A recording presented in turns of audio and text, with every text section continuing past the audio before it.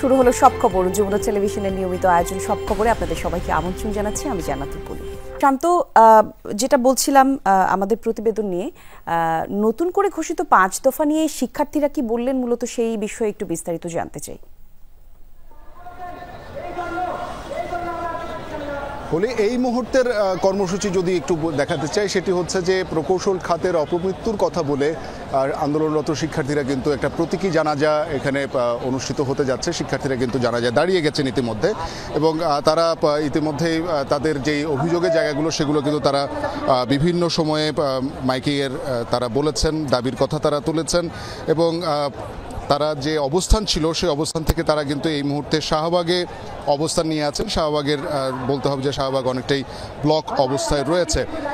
শিক্ষার্থীদের যেই দাবিগুলো 5 দফা দাবি তারা উচ্চারিত করেছে, তার মধ্যে প্রথমটা হচ্ছে স্বরাষ্ট্র উপদেষ্টা জাহাঙ্গীর আলম চৌধুরীকে প্রকৌশল আন্দোলনের শিক্ষার্থীদের উপর বর্বরোচিত এবং ন্যাক্কারজনক হামলার জন্য আন্দোলনকারীদের সামনে এসে উপস্থিত হতে হবে এবং উক্ত ঘটনার জন্য তাকে ক্ষমা চাইতে হবে এবং জবাবদিহিতা করতে হবে। দ্বিতীয়ত তারা যে দাবি করেছে, শান্তিপূর্ণ আন্দোলনের শিক্ষার্থীদের উপর ন্যাক্কারজনক হামলার প্রতিবাদে ডিসি মাসুদকে বহিষ্কার করতে হবে। তাদের তৃতীয় দাবি, প্রজ্ঞাপনের মাধ্যমে ইতিপূর্বে গঠিত কমিটিকে অনুপযুক্ততার কারণে আমরা প্রত্যাখ্যান করি এবং অনতিবিলম্বে আমাদের পেশকৃত 3 দফা দাবি মেনে নির্বাহী আদেশের মাধ্যমে প্রজ্ঞাপন জারি করতে হবে। অর্থাৎ তারা প্রজ্ঞাপন জারির দাবি করেছেন। একই সাথে 3 উপদেষ্টা জনাব মোহাম্মদ ফজলুল করিম খান, জনাব আদিলুর রহমান এবং সৈয়দা রিজওয়ানা হাসানকে অতি সত্বর তাদের কাছে এসে কথা বলতে হবে এবং জবাবদিহি করতে হবে। একই সাথে হামলার যারা শিক্ষার্থীরা হামলায় আহত হয়েছে তাদের চিকিৎসার ব্যয়ভার সরকারকে নিতে হবে এবং এই আন্দোলনে পুলিশ যাতে আর কখনো হামলা করতে না পারে সেই দাবি তারা করেছেন। একই সাথে রোকনের উপর যে হামলা হয়েছে, যারা হামলা করেছে তাদেরকে গ্রেফতার করতে হবে এবং পুলিশ সদস্য যারা আছে তাদেরকে বহিষ্কার করতে হবে, তাদের চাকরিচ্যুত করতে হবে, এমন দাবি কিন্তু তারা করেছেন। এবং একই সাথে বলতে হবে যে তাদের যে কর্মসূচি, এখন সেই কর্মসূচিতে তারা কিন্তু জানাজা সম্পন্ন হয়েছে। প্রকৌশল খাতের অপমৃত্যুর যেই কথা তারা বলছেন, সেই অপমৃত্যুতে প্রতীকী জানাজা তারা এখানে সম্পন্ন করেছেন এবং তারা যতটুকু আমাদেরকে জানিয়েছেন যে তাদের দাবি মেনে না হওয়া পর্যন্ত তাদের আন্দোলন চলমান থাকবে। একই সাথে তারা শাহবাগে অবস্থান বলবৎ রাখবেন, অর্থাৎ এখানে যান চলাচল বন্ধ থাকবে বলে রাত পর্যন্ত আমরা এখন পর্যন্ত আভাস পেয়েছি। তারা রাত 8টা পর্যন্ত একটা সময়সীমার কথা তারা বলেছেন, যদিও ক্ষণে ক্ষণে তাদের দাবি এবং তাদের কর্মসূচিও পরিবর্তন হচ্ছে। ধন্যবাদ আপনাকে শান্ত। রাজধানীতে পুলিশের সাথে প্রকৌশল বিশ্ববিদ্যালয়ের শিক্ষার্থীদের ব্যাপক সংঘর্ষ হয়েছে। তাদের ছত্রভঙ্গ করতে সাউন্ড গ্রেনেড এবং টিয়ারশেল নিক্ষেপের পাশাপাশি লাঠিচার্জ করে পুলিশ। শিক্ষার্থীরাও ইট পাটকেল ছুড়ে, এতে বেশ কয়েকজন শিক্ষার্থী ও পুলিশ আহত হয়েছে। পুলিশি হামলার প্রতিবাদ ও সরকার গঠিত কমিটি প্রত্যাখ্যান করে বিকেলে শাহবাগ থেকে 5 দফা ঘোষণা দেয় শিক্ষার্থীরা।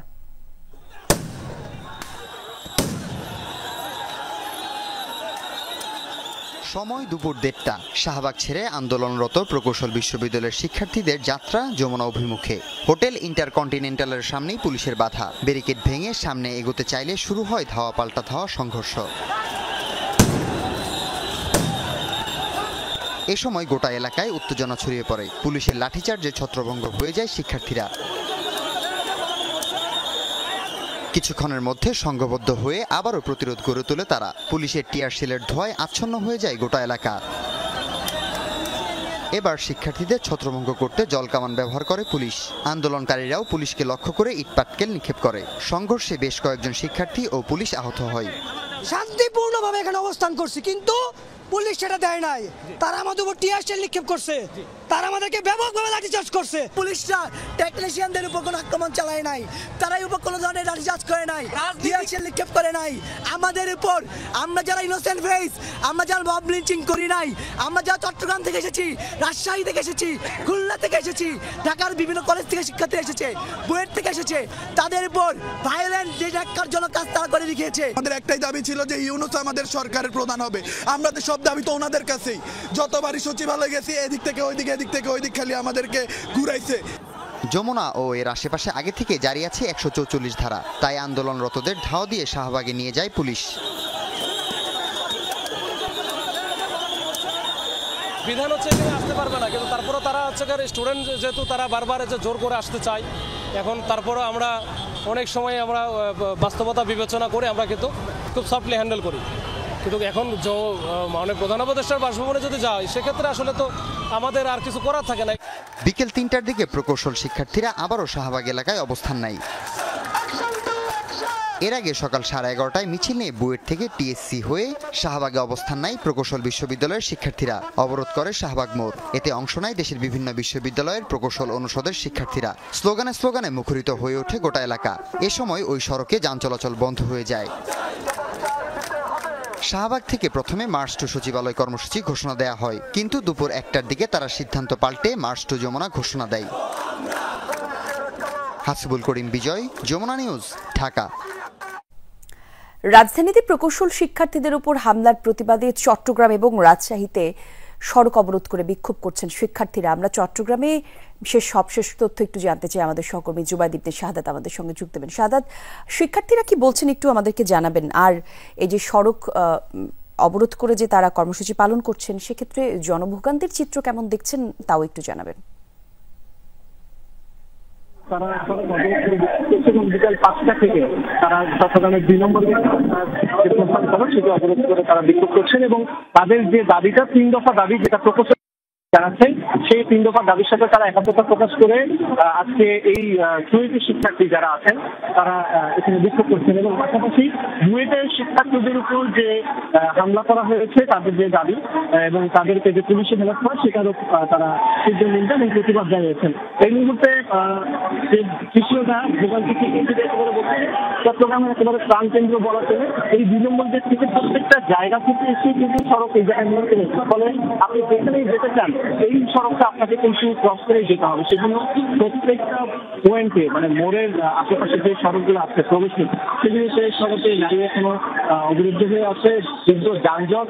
এবং সেই যানজটের ফলে কিন্তু যারা সাধারণ অফিস থেকে বাসায় ফিরছেন এমন মানুষ কর্মস্থল থেকে যারা ফিরছেন তারা বেশ ভোগান্তিতে পড়েছেন। তবে তারা অ্যাম্বুলেন্স ফিরছেন এমন মানুষ কর্মস্থল থেকে যারা ফিরছেন তারা বেশ ভোগান্তিতে পড়েছেন। তবে তারা অ্যাম্বুলেন্স বা যেগুলো জরুরি সেবা এই রকম গাড়িগুলো তারা ছেড়ে দিচ্ছেন।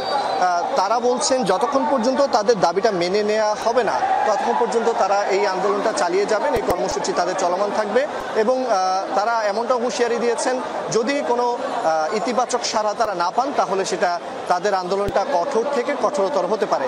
এবং শিক্ষার্থীদের সাথে আমরা কথা বলেছি, তারা সবাই একটাই কথা বলছেন যে তাদের দাবিগুলো যৌক্তিক, কিন্তু যৌক্তিক দাবি হওয়ার পরও আজকে একটা শান্তিপূর্ণ তাদের যে আন্দোলন হয়েছে, তাদের সহপাঠীরা সে আন্দোলন জানাতে যমুনার অভিমুখে যাচ্ছিল, সেখানে তাদেরকে বাধা দিয়েছে পুলিশ এবং তাদেরকে হেনস্থা করেছে এমনটা তারা বলছেন। এবং তারা এটাও বলছেন যে এই যে পুলিশে হেনস্থা সেটারও তারা সুষ্ঠু তদন্ত এবং বিচারের দাবি করছেন। পাশাপাশি 3 দফা যে দাবিটা জানাচ্ছেন প্রকৌশল শিক্ষার্থীরা অবিলম্বে সেটা যাতে মেনে নেওয়া হয় এবং সেটা সারা দেশের যে শিক্ষার্থীরা আছে প্রকৌশলে তাদের জন্য এটা যাতে জানানো হয় এমনটাই তারা বলছেন। জি, ধন্যবাদ আপনাকে শাহাদাত। দর্শক, একই ঘটনার পরিপ্রেক্ষিতে প্রতিবাদ শিক্ষার্থীরা মহাসড়ক অবরোধ করেছে রাজশাহীতেও, যেমনটা জানাচ্ছিলাম আপনাদেরকে কিছুক্ষণ আগে। রাজশাহীর মহাসড়কের চিত্র আমাদেরকে জানাবেন আমাদের সহকর্মী তারেক মাহমুদ। তারেক, বিক্ষোভকারীদের বিস্তারিত তথ্য আমাদেরকে জানাবেন। রাস্তাঘাটের কি অবস্থা, সাধারণ মানুষের ভোগান্তি যেমনটা জানতে চাইছিলাম চট্টগ্রামের ক্ষেত্রেও আমাদেরকে জানাবেন রাজশাহীর অবস্থা।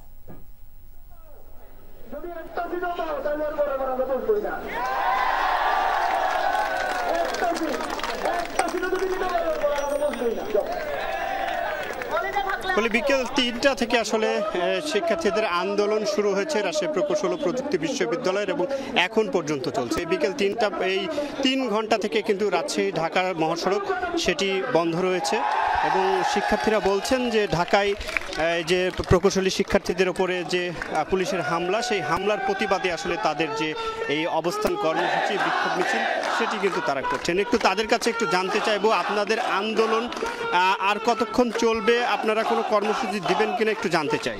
তো প্রথমত হইলো আমাদের আন্দোলন ততক্ষণই চলবে যতক্ষণ না আমাদের 3টে দাবি পূরণ হইতেছে। তার সাথে সাথে হইলো আমাদের যারা মানে আন্দোলনে যারা পুলিশে হামলা করছে তাদের বিচার না হইতেছে। যে ডিপ্লোমারা 2 দিন আগে আমাদের রকুন ভাইকে হত্যা হুমকি জবাই করার হুমকি দিয়েছে, তাদের বিচার ততক্ষণ না হচ্ছে। আমরা যতদূর খবর পাইছি যে তাদেরকে বিচার তো করা হয়নি, বরং প্রমোশন দিয়ে তাদেরকে বদলি করে দেওয়া হয়েছে, যেটা অবশ্যই অনৈতিক ব্যাপার। এখন আমরা আমাদের দাবিগুলো এরকম যে ওদের বিচারগুলো হোক, আমাদের যে 3 দফা দাবি আছে যে আমাদের এই 10 গ্রেডে পরীক্ষা দেওয়ার সুযোগ, 9 গ্রেডের ডিপ্লোমাতে প্রমোশন বন্ধ, এই দাবিগুলো যতক্ষণ পূরণ না হচ্ছে ততক্ষণ আমরা আন্দোলন চালিয়ে যাব ইনশাল্লাহ। ধন্যবাদ আপনাকে। কলি দেখছিলেন এবং সেই সাথে সাথে এখন পর্যন্ত আমি দেখতে পাচ্ছি যে বিকেল 3টা থেকে এখন 6টা বাজে।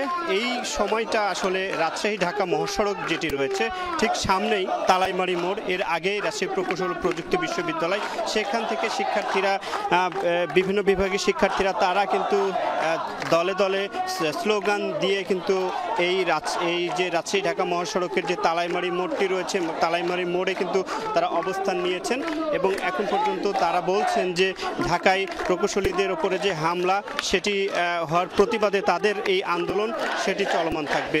এবং নারী শিক্ষার্থীরাও রয়েছেন, পুরুষ শিক্ষার্থীরাও রয়েছেন, একই সাথে কিন্তু তারা বিভিন্ন স্লোগানে তারা এখন পর্যন্ত আন্দোলন করে যাচ্ছেন।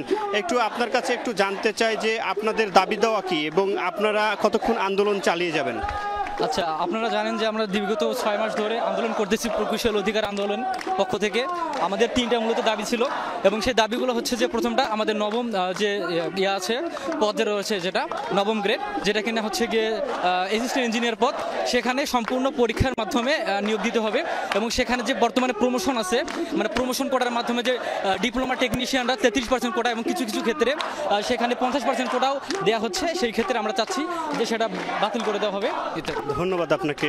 শুনছিলেন এবং এখন পর্যন্ত রাজশাহীর যে এই তালাইমারি মোড়, এই মোড় থেকে কিন্তু রাজশাহী শহর এবং গোটা রাজশাহী থেকে যে যানবাহনগুলো হাজার হাজার যে বাস, ট্রাক থেকে ছোট বড় সকল প্রকার যানবাহন চলাচল এই রাজশাহী ঢাকা মহাসড়কে কিন্তু বন্ধ রয়েছে এবং বিকল্প একটি রোড রয়েছে বাইপাস রোড, সেই রোড দিয়ে কিন্তু যানবাহনগুলো চলাচল করছে এখন পর্যন্ত। জি, ধন্যবাদ আপনাকে তারেক। প্রকৌশল পেশায় বিএসসি ও ডিপ্লোমাধারীদের পেশাগত দাবিসমূহের যৌক্তিকতা পরীক্ষা নিরীক্ষায় 4 উপদেষ্টা সহ 8 সদস্যের কমিটি গঠন করেছে সরকার। কমিটিতে আছেন বিএসসি ও ডিপ্লোমা ইঞ্জিনিয়ার্স অ্যাসোসিয়েশনের প্রতিনিধিরাও। 1 মাসের মধ্যে সুপারিশ সহ প্রতিবেদন দিতে বলা হয়েছে এই কমিটিকে। আর শিক্ষার্থীদের ক্লাসে ফিরে যাওয়ার আহ্বান জানিয়েছে কমিটি প্রধান বিদ্যুৎ ও জ্বালানি উপদেষ্টা মোহাম্মদ ফজল কবির খান। ডিপ্লোমাধারীদের নামের আগে প্রকৌশলে লিখতে না দেয়া সহ 3 দফা দাবিতে গেল কয়েকদিন ধরেই আন্দোলনে বুয়েট শিক্ষার্থীরা। বুধবার এই আন্দোলন গড়ায় সংঘাত সংঘর্ষের দিকে। সকালে সচিবালয়ে এক বৈঠক শেষে জনপ্রশাসন সচিব বলেন, রাস্তা বন্ধ করে আন্দোলন বিচক্ষণতার কাজ নয়। সংশ্লিষ্ট দপ্তরের মাধ্যমে দাবি পেশ করা হলে এটি সহজেই সমাধান করা সম্ভব। এই ইস্যুটা সমাধানযোগ্য, একটু আলোচনার দরকার, এর জায়গা মতো প্রস্তাবটা আসতে হবে। আপনি এটা রাস্তায় সমাধান হবে না। যে কনসার্ন মিনিস্ট্রি অথবা অধিদপ্তরের মাধ্যমে, মিনিস্ট্রির মাধ্যমে এগুলো যদি আমাদের এখানে পাঠিয়ে দেয়, আমরা এখানে একটা সচিব কমিটি আছে, এর আগে জনপ্রশাসনের আমাদের ওএনএম আছে, যেখানে এগুলো অ্যানালিসিস করা হয়, এগুলো পজিটিভলি আমরা নেব। পরে 2 পক্ষের পেশাগত দাবিসমূহের যৌক্তিকতা পরীক্ষা নিরীক্ষা করে সুপারিশ প্রণয়নে 8 সদস্যের কমিটি গঠন করে প্রজ্ঞাপন জারি করা হয়। গ্র্যাজুয়েট ইঞ্জিনিয়ারদের দাবি আর ডিপ্লোমা ইঞ্জিনিয়ারদের দাবি ভিন্ন, তো আমরা তো হচ্ছে সব পক্ষকে শুনে তারপরে আমরা একটা যেটা ন্যায্য যে সমাধান, সেই সমাধান করব। আমরা আজকে নোটিফিকেশনটা হয়ে গেলে ইমিডিয়েটলি বসে পড়বো, হয়তো কালই বসে পড়বো। এদিকে বিভাগীয় কমিশনার, জেলা প্রশাসক সহ প্রশাসনিক কর্মকর্তাদের নিয়োগ বদলি এবং বিভিন্ন কার্যক্রমের লক্ষ্যে অর্থ উপদেষ্টা ডক্টর সালেউদ্দিন আহমেদকে সভাপতি করে 7 সদস্যের জনপ্রশাসন বিষয়ক কমিটি পুনর্গঠন করেছে সরকার। তবে এর সাথে নির্বাচনের কোনো সম্পর্ক নেই বলে জানান পরিবেশ উপদেষ্টা। পুরনো কমিটিটাই পুনর্গঠন হয়েছে, এটার সাথেও নির্বাচনের কোনো সম্পর্ক নেই, এগুলো সরকারের রুটিন ওয়ার্ক। আরিফুর রহমান সবুজ, যমুনা নিউজ, ঢাকা। সংসদ নির্বাচনের রোডম্যাপের খসড়া অনুমোদন দিয়েছে নির্বাচন কমিশন। আগামীকাল প্রকাশ হতে পারে রোডম্যাপ, জানিয়েছেন ইসি। এদিকে যুক্তরাষ্ট্রের রাজধানী সহ 3 অঙ্গরাজ্য নিউ ইয়র্ক, মিয়ামি এবং লস অ্যাঞ্জেলেসের এনআইডি কার্যক্রম শুরু করবে নির্বাচন কমিশন। নির্বাচনের সামনে রেখে সংসদীয় আসনের পুনর্নির্ধারিত সীমানা বিষয়ে দাবি এবং আপত্তি শুনানি শেষ হয়েছে। নির্বাচন ভবনের অডিটোরিয়ামে আয়োজিত শুনানিতে প্রধান নির্বাচন কমিশনার AMM নাসির উদ্দিন, অন্যান্য নির্বাচন কমিশনার, এসি সচিব সহ দাবি আপত্তি উত্থাপনকারীরা অংশ নিয়েছেন। আর 5 অঞ্চলের 18টি সংসদীয় আসনের 262টি দাবি আপত্তি শুনানি করেছে নির্বাচন কমিশন। শেষ দিনের শুনানিতে রংপুর, রাজশাহী, ময়মনসিংহ, সিলেট এবং ফরিদপুর অঞ্চলের আসনগুলো শুনানি হয়েছে। সাময়িক নয়, তত্ত্বাবধায়ক সরকার ব্যবস্থা নিয়ে কার্যকর সমাধান চায় আপিল বিভাগ, যাতে এই ব্যবস্থা বারবার বিঘ্নিত না হয়। সংবিধানের 13 সংশোধনী সংক্রান্ত রিভিউ শুনানিতে সব কথা বলেন প্রধান বিচারপতি। পরে আপিলের অনুমতি নিয়ে শুনানির জন্য 21 অক্টোবর দিন ধার্য করেছে সর্বোচ্চ আদালত। আইনজীবীরা বলছেন, আপিলে ফিরবে নির্বাচনকালীন তত্ত্বাবধায়ক সরকার ব্যবস্থা, সুসংহত হবে গণতন্ত্র। 2009 সালে ক্ষমতায় আসার পর আপিল বিভাগের রায়ের আলোকে তড়িঘড়ি করে তত্ত্বাবধায়ক সরকার বাতিল করে আওয়ামী লীগ সরকার। নিজেদের অধীনে নির্বাচন করতে তত্ত্বাবধায়ক সরকার সম্পর্কিত সংবিধানের 13 সংশোধনী বাতিল করে আনা হয় 15 সংশোধনী। আইনজীবীরা বলছেন, তত্ত্বাবধায়কের বিধান বাতিল হওয়ায় দেশের গণতন্ত্র ও নির্বাচন ব্যবস্থা ধ্বংস হয়ে যায়। 5 আগস্টের পট পরিবর্তনের পর এই ব্যবস্থা ফেরাতে আইনি লড়াই শুরু করে বিএনপি, জামায়াত সহ কয়েকটি পক্ষ। 2 দিন শুনানি শেষে আপিলের অনুমতি দেন সর্বোচ্চ আদালত। শুনানিতে প্রধান বিচারপতি বলেন, সাময়িক নয়, তত্ত্বাবধায়ক সরকার ব্যবস্থা নিয়ে কার্যকর সমাধান চায় আপিল বিভাগ, যাতে এই ব্যবস্থা বারবার বিঘ্নিত না হয়। এ সময় তিনি প্রশ্ন তোলেন, যদি এখন তত্ত্বাবধায়ক ফিরিয়ে দেওয়া হয় তবে এটি কবে থেকে কার্যকর হবে? জবাবে অ্যাটর্নি জেনারেল বলেন, নির্বাচনকালে তত্ত্বাবধায়ক সরকার ব্যবস্থা কিভাবে কার্যকর হবে সে ব্যাপারেও পর্যবেক্ষণ দিতে পারেন আপিল বিভাগ। আমি কোনো সাংবিধানিক ফিকশন দেখি না। অন্তর্বর্তী সরকার যেমন সাংবিধানিক পরিকাঠামোর মধ্যে আছে, একইভাবে সুপ্রিম কোর্টের ক্ষমতা আছে তত্ত্বাবধায়ক সরকার কখন থেকে কার্যকর করবেন সেই গাইডলাইন দেওয়ার। এটা আমি কোর্টকে বলেছি। বিএনপি, জামায়াত সহ আবেদনকারীদের আইনজীবী বলছেন, তত্ত্বাবধায়ক সরকার ফিরলে সুসংহত হবে দেশের গণতন্ত্র। প্রধান বিচারপতি জেলে যাওয়ার কারণ হচ্ছে তিনি শুধু বিচার বিভাগকে ধ্বংস করেন নাই, এদেশের মানুষের সমস্ত অধিকারকে ধুলায় মিশিয়ে দিয়েছেন। নির্দলীয় তত্ত্বাবধায়ক সরকার ব্যবস্থা সংবিধান থেকে বিগত শেখ হাসিনা সরকার বাতিল করার পরে যে 3টি নির্বাচন, এই 3টি নির্বাচন একেবারে হাস্যরসে পরিণত হয়েছে। জনগণ ভোট দিতে পারে নাই। যদি তত্ত্বাবধায়ক সরকার ব্যবস্থা চালু থাকতো, বাংলাদেশে ফ্রি ফেয়ার নির্বাচন ব্যবস্থা চালু থাকতো, তাহলে কারো পক্ষেই স্বৈর শাসক হয়ে ওঠা সম্ভব ছিল না। আমি মনে করি যে আমরা সঠিক পথে আছি। আমরা 13 সংশোধনীটা বাতিল করা হয়েছে অনেকগুলো ঠুনকো যুক্তি দিয়ে। তত্ত্বাবধায়ক সরকার বাতিলের রায় নিয়ে প্রতারণা করায় সাবেক প্রধান বিচারপতি খায়রুল হকের বিরুদ্ধে আরও মামলা হওয়া উচিত বলে মনে করেন বিএনপির আইনজীবীরা। This is very important. Mainul Maruf, Jamuna News, Dhaka.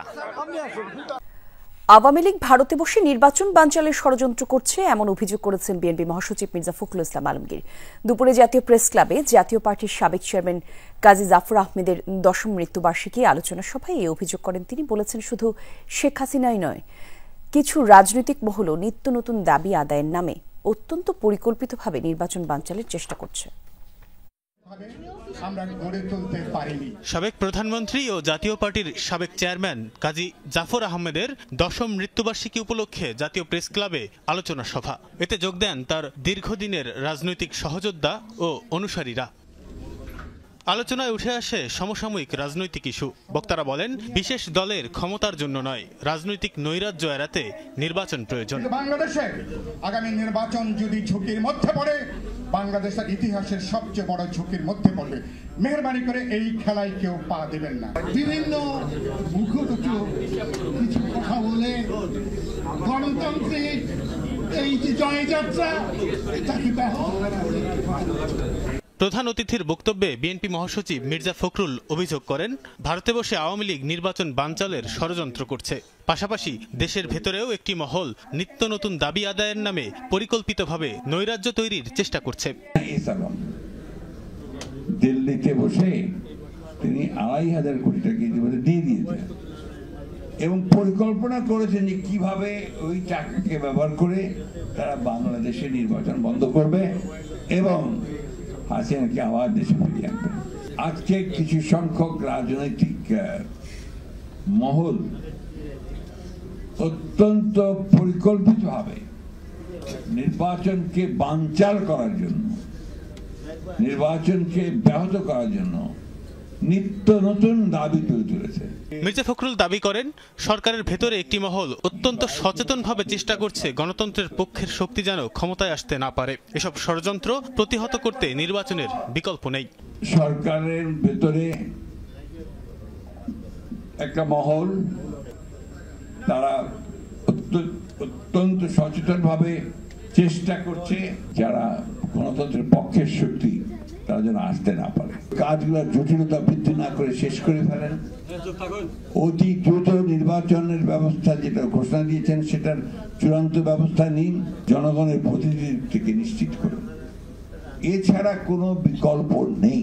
এ সময় বক্তারা বলেন, 24-এর অভ্যুত্থান বেহাত হওয়ার শঙ্কা আছে, তাই সবাইকে ঐক্যবদ্ধ থাকতে আহ্বান তাদের। 24-এর গণ অভ্যুত্থানকেও আমার মনে হচ্ছে কেন জানি সেটা বেহাত হয়ে যাওয়ার সম্ভাবনা আছে, তাই আমাদেরকে ঐক্যবদ্ধ থাকতে হবে। তানফির সিদ্দিক, টিপু, যমুনা নিউজ, ঢাকা। ঢাকা বিশ্ববিদ্যালয়ে দ্বিতীয় দিনের মতো চলছে ডাকসু নির্বাচনের প্রচার প্রচারণা। সকাল থেকে ক্যাম্পাসের বিভিন্ন অংশে লিফলেট, হ্যান্ডবিল বিতরণ করেন প্রার্থীরা। প্রচারণায় শিক্ষার্থীদের জন্য নানা কাজ করার প্রতিশ্রুতি তুলে ধরছেন প্রার্থীরা। ক্যাম্পাস প্রাঙ্গণে নিয়ম বহির্ভূতভাবে টাঙানো ব্যানার, ফেস্টুন অপসারণ শুরু হয়েছে। প্রচারণার দ্বিতীয় দিন সকাল থেকেই শিক্ষার্থীদের কাছে পৌঁছানোর চেষ্টা প্রার্থীদের। কেন্দ্রীয় লাইব্রেরির সামনে লিফলেট বিতরণ করে জানান দিচ্ছেন প্রার্থীতার করেছেন শিক্ষার্থীদের নানা সুযোগ সুবিধা প্রদানের অঙ্গীকার। এমন বড় বড় কোনো কথা বলবো না যাতে হচ্ছে পরবর্তীতে আমরা সেই অনুযায়ী কাজ করতে না পারি। আমাদের মূল লক্ষ্য হচ্ছে শিক্ষার্থীদের কথা শোনা। আমাদের যে সেন্ট্রাল লাইব্রেরি আছে সেই লাইব্রেরি হচ্ছে আধুনিকায়ন করা, এটা নিয়ে আমি কাজ করব। যে বাজেটগুলো আমাদেরকে আসবে সেগুলো যেন সুষ্ঠুভাবে স্টুডেন্টদের কাজে লাগে, সেই জিনিসটা আমি নিশ্চয়তার কাজ করব। এবারের ডাকসু নির্বাচনে সম্পাদক পদগুলোতে লড়ছেন এমন। টাঙ্গাইলের ঘাটাইলের স্বর্ণালঙ্কারের বাড়িতে ডাকাতির ঘটনায় চক্রের 7 সদস্যকে গ্রেফতার করেছে পুলিশ। দুপুরে এক সংবাদ সম্মেলনে পুলিশ সুপার জানিয়েছেন, দেশের বিভিন্ন স্থান থেকে অভিযান চালিয়ে আন্তজেলা ডাকাত দলের 7 সদস্যকে গ্রেফতার করা হয়েছে। উদ্ধার করা হয়েছে স্বর্ণালঙ্কা সহ লুটে নেয়া মালামাল। এর আগে গত 18 আগস্ট ঘাটাইলে স্বর্ণকার অমল বণিকের বাড়িতে হয় দুর্ধর্ষ ডাকাতি। অস্ত্রের মুখে সবাইকে জিম্মি করে লুটে নেওয়া হয় মালামাল। কুমিল্লা সিলেট মহাসড়ক 4 লেনে উন্নীত করার দাবিতে বিক্ষোভ অবরোধ কর্মসূচি পালন করেছেন স্থানীয়রা। সকাল 9টা থেকে মহাসড়কের কুমিল্লা অংশের বিভিন্ন পয়েন্টে অবস্থান নেয় তারা। এতে আটকা পড়ে যানবাহন। এই সময় আন্দোলনকারীরা বলেন, ক্যান্টনমেন্ট থেকে মুরাদনগরের কোম্পানিগঞ্জ পর্যন্ত 30 কিলোমিটার অংশ দীর্ঘদিন ধরেই খানাখন্দে ভরা। চলতি বছরই ঘটেছে অর্ধশতাধিক দুর্ঘটনা, প্রাণ গেছে অনেকের। আর তাই আঞ্চলিক মহাসড়কটি দ্রুত 4 লেনে উন্নীতের দাবি করেছেন তারা। পরে সড়ক বিভাগের আশ্বাসে 1.5 ঘন্টা পর অবরোধ তুলে নেন তারা। আগামী 3 থেকে 4 মাসের মধ্যে মোবাইল ফাইন্যান্সিয়াল সার্ভিস নগদকে বেসরকারি খাতে ছেড়ে দেওয়া হবে বলে জানিয়েছেন বাংলাদেশ ব্যাংকের governor doctor Ahsan H Mansur. সকালে বাংলাদেশ ক্যাশলেস সামিটে তিনি এসব কথা জানান। ডাক বিভাগের এই প্রতিষ্ঠান চালানোর সক্ষমতা নেই উল্লেখ করে গভর্নর বলেন, সর্বোচ্চ জায়গা থেকে সিদ্ধান্ত এসেছে নগদের জন্য নতুন বিনিয়োগকারী খোঁজা হবে। আর শিগগিরই এ বিষয়ে ঘোষণা আসবে বলেও জানিয়েছেন তিনি। এরকম এমএফএস সার্ভিসে ক্যাশ আউটের ধারণা থেকে বের হয়ে আসার আহ্বান জানিয়ে বলেন, ক্যাশ করার সুবিধা আরও কমিয়ে আনতে হবে যেন মানুষ ডিজিটাল ওয়ালেট ব্যবহার করতে বাধ্য হয়। আর মোবাইলে পেমেন্ট করলে গ্রাহক যেন আরও সুবিধা পায় তা নিশ্চিত করার জন্য এমএফএস অপারেটরদের পরামর্শ দেন তিনি। We have decided at the highest level that we are going to privatize Mobile and bring new investors. আমরা সরকারের মধ্যে যে বিজ্ঞাপন চলে যাব, we want to take it out. Post office থেকে চালানোর ক্ষমতা নাই, সেটাকে বিবেচনায় নিয়ে আমাদেরকে টেকনোলজি প্রোভাইডার একটা কোম্পানিকে নিয়ে আসতে হবে, অ্যাজ এ জেনারেলিস্ট প্রোগ্রাম। এবং we hope that we can rejuvenate Nobel as a worthy competitor.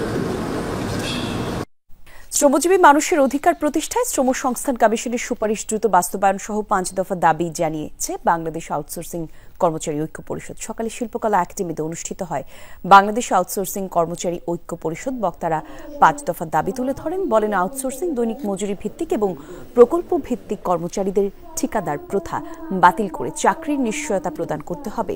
সব বকেয়া বেতন ভাতা দ্রুত পরিশোধ করার দাবি তাদের। নির্ধারিত কর্মঘণ্টার পর কাজ করালে অতিরিক্ত পারিশ্রমিক দিতে নীতিমালায় স্পষ্টভাবে উল্লেখ করার দাবি জানানো হয়। মাতৃত্বকালীন ছুটি 45 দিন, যা শ্রম আইন পরিপন্থী। মেক্সিকোর বাংলাদেশ দূতাবাসে ন্যাশনাল ডিফেন্স কলেজের এনডিসির একটি প্রতিনিধি দল পরিচিতি অনুষ্ঠানে যোগ দিয়েছে। আর রাষ্ট্রদূত মুশফিকুল ফজল আনসারী দূতাবাসে প্রতিনিধি দলকে স্বাগত জানিয়েছেন। দলটির নেতৃত্ব দেন rear admiral AKM Zakir Hossain. আর এই সফরের মাধ্যমে বাংলাদেশ এবং মেক্সিকোর মধ্যে বিদ্যমান সুসম্পর্ক এবং সহযোগিতা আরও সুদৃঢ় হবে বলে আশা প্রকাশ করেন তারা। অনুষ্ঠানে মেক্সিকোর ডিফেন্স প্রতিনিধি লেফটেন্যান্ট কর্নেল সেবাস্টিয়ান ব্যারিগেট উপস্থিত ছিলেন। দূতাবাস কর্মকর্তাদের সাথে বৈঠক শেষে প্রতিনিধি দলকে ঐতিহ্যবাহী বাংলাদেশি খাবার পরিবেশন করা হয়। এই ছিল আজকের সব খবরের আয়োজনে। এতক্ষণ সঙ্গে ছিলেন যারা, ধন্যবাদ সবাইকে।